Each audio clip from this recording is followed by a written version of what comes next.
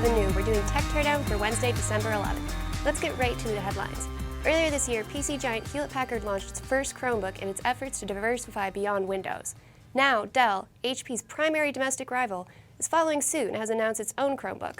Tell us about the device. So Dell's Chromebook is also called the Chromebook 11, kind of like HP's, so might be some confusion about the name there. HP's Chromebook 11, actually, they halted sales to recently over some issues around the chargers and overheating, but Dell's preparing to launch its own in early 2014. It's going to have a low-power Intel Celeron processor, 16 gigabytes of storage. Pricing was not officially announced, but Dell expects it to price below $300. This is clearly targeted towards the education market, which is smart because that's where Chromebooks are really taking off in terms of adoption. So we talked earlier this week about the threat that Chromebooks and more generally moving to the cloud might be posing towards Microsoft. Do you think this is evidence that Microsoft should be worried? I think this is just more of the trend that we've been seeing. The numbers, like we talked about before, the numbers still don't indicate a major threat that Microsoft should be really overly scared of. But at the same time, if you look at right now the top 5 PC vendors in the world, 3 of them currently offer Chromebooks, and that would be HP, Acer, and Lenovo, and the other 2, which are Asus and Dell, are planning Chromebooks for early next year. So very clearly, if Chromebooks are going to become adopted in mass, it has to start somewhere, and that's on the OEM level, and that's kind of where this threat stands right now. I don't think Chromebooks are still viable as primary computing devices quite yet, but I mean, why not? Just because I don't think people are ready for it. I mean, people need local storage. People don't want to put everything on the cloud. It kind of changed the whole usage pattern because, for example, Chromebooks, you get some storage on the cloud, but you have to pay for that storage. Now, since there's not a lot locally, and instead of keeping your stuff locally, then all of a sudden, after the free trial runs out for the Google Drive storage, you have to start paying to access your own stuff, and that's kind of a totally different model. I'm not sure people are ready for that. I would argue the bigger problem with Chromebooks is that without internet, it's a brick. Right, and that too. But at the same time, if you look at right now, most people, when they're on their computers, almost everything they're doing is on the internet. But yeah, I mean, there's a lot of things kind of holding it back from a consumer perception. But I think really people have to change their usage patterns before Chromebooks can ever really be adopted in a meaningful way. I mean, right now Microsoft is, I think, relatively safe, but it's definitely a thing that Microsoft is keeping an eye on and needs to be. At an investor conference yesterday, AT&T CEO Randall Stephenson had some choice words against the predominantly subsidy model that domestic wireless carriers use right now. What did the exec have to say, and did this surprise you? So Stephenson noted that the industry is making a transformative move towards a financing model instead of subsidies, but obviously what he's saying is T-Mobile is making us do it. T-Mobile started this whole shift, but now everyone's kind of jumping on board. And he didn't really cite any numbers, but he said that AT&T Next is off to a strong start. AT&T Next, of course, is AT&T's response to T-Mobile's Jump program, which is the early upgrade program. Right now, it's really, he also mentioned that the smartphone industry up until now has more or less been in this kind of adoption mode, and heavy subsidies really kind of get what he called, seeds the market with smartphones. But now, as the market shifts to this kind of maintenance mode, he says that carriers really just can't afford to subsidize devices as they have been in the past, which has some pretty big implications. So surprisingly, Apple shares haven't really reacted to his comments, which is unusual because, as we all know, part of Apple's success is the subsidy model. Otherwise, who's going to pay $850 for a phone? Why don't you think investors are reacting to this talk? I agree with you, and I think that I normally would have thought this would be a blow to Apple, especially because on AT&T of all the domestic carriers, because Apple is the most predominant at AT&T, usually occupying maybe 75–80% of its total smartphone activations. But I think the important thing is that carriers aren't talking about taking subsidies away altogether. They're talking about switching it out with something like financing, and the net effect of financing is still reducing the upfront cost to the consumer, which that's what really matters in terms of prospects for selling people iPhones. And so long as they're not actually just taking it away, then I think it's not as negative to Apple as you might think initially. The rumors have been confirmed. Spotify has now launched a new free mobile music streaming service, but it has several key differences from its past mobile music efforts. What's different now?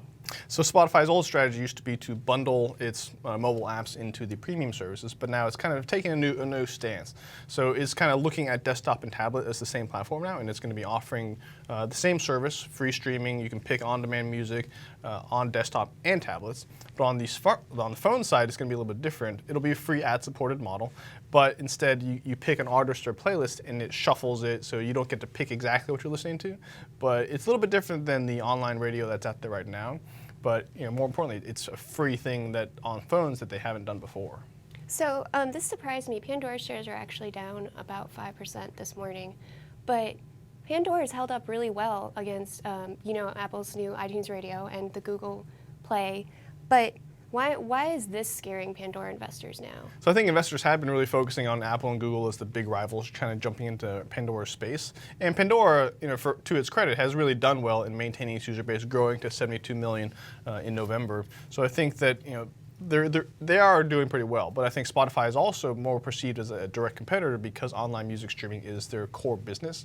So in that sense, Spotify coming in a more meaningful way to compete more directly is definitely a threat. And when we look at Pandora's valuation, because they've recently hit all-time highs in November, that brings its valuation higher, expectations are a lot higher. So I think right now it's kind of natural for some investors to be looking at it cautiously.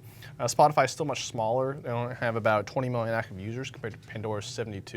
And they're also in 55 markets. Pandora's only in 3. So Spotify is much smaller, but I think they're becoming more of a threat. Let's take a look at the rumor mill now. Android's widespread success over the years can easily be tied to its disruptive open source model, where manufacturers don't pay direct operating system licensing fees. There's speculation now that Microsoft might be considering a similar approach, which seems odd. What do you think of this? It is a little odd, but The Verge is now reporting that its sources say that Microsoft's operating system chief Terry Myerson is considering making both Windows Phone and Windows RT free, effectively getting rid of the licensing fee. Nothing's decided yet, nothing's set in stone, so still could subject to change. But instead, focus on generating, monetizing the platform through other forms like apps and services, primarily through things like ad revenue through Bing, and also some of its paid subscription services. Getting people to pay for SkyDrive, Skype, Office 365, these other services that they can make money off of. So I said it was a little odd because, hello, Microsoft's core business is selling software licenses. Like, how could they possibly hope to make that back on Bing ads? Right, so if you look at Windows Phone specifically as a platform, Nokia has been 80% of Windows Phone units for quite some time.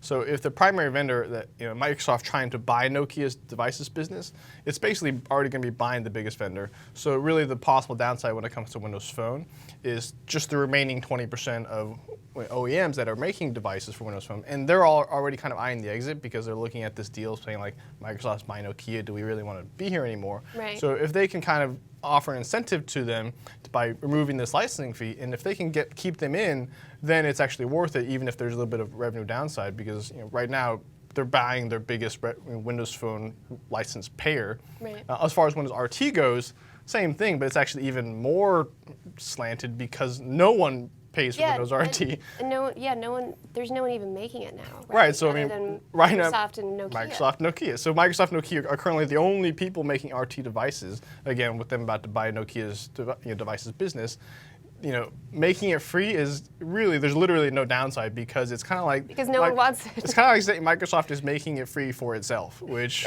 they're not losing any money. So, but again, the real key here is the other OEMs. If by making it free, they can get other people to give it another chance, all the other vendors that have abandoned RT, then it might be worth a shot in the long run. Right. In other mobile news, investors are now hearing about the Android phone that Nokia has in development. We've heard about this before, but what's the latest now? So right now, it's called Project Normandy is what it's reportedly called, Nokia's Android phone that has been testing, kind of like a Plan B contingency in case Windows Phone doesn't really work out for them. And this is all despite Steve Elop's previous comments about Nokia wanting to avoid Android because of Samsung's dominance there. But the new news is that this phone would be a heavily forked version of Android, much like what Amazon does with the Kindle Fire. So it wouldn't really feed in any of Google's services. It would also be targeted here at the low-end market. And also that Nokia is going full steam ahead and planning to launch this phone in 2014. So if it's Microsoft's looking to close the acquisition in 2014. How do you think this might affect the timeline? One of the other really crazy parts about this rumor is that Microsoft is reportedly still maybe open to possibly letting Nokia launch even if it closes it. That seems really unlikely, don't you think? Doesn't that make this rumor sound even less credible? It does sound really counterintuitive because Microsoft is clearly against Android. Right. It's a competitor. Right. But at the same time, if you think about it, it's so heavily forked and it really doesn't feed into, doesn't look like Android, it's not going to feed into Google services. and it would be replacing the Astra lineup. And right now the Astra is it's seeing some modest success, but it's using a really old operating system. So I think Microsoft might be thinking, if we can put it out there, it's totally different Android, but it feeds into our services like Bing and Skype and all the other Microsoft stuff. If you can get the low-end first-time smartphone buyers, it's worth it even if Android is technically at the core of it, because it won't really effectively be Android.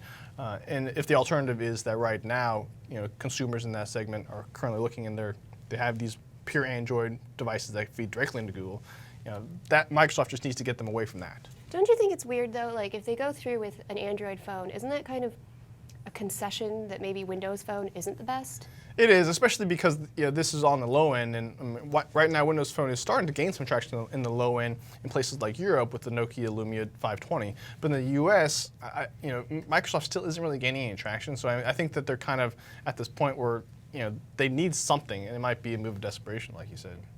That's all for today on Tech Teardown. For Evan New, I'm Erin Kennedy, and we'll see you next time.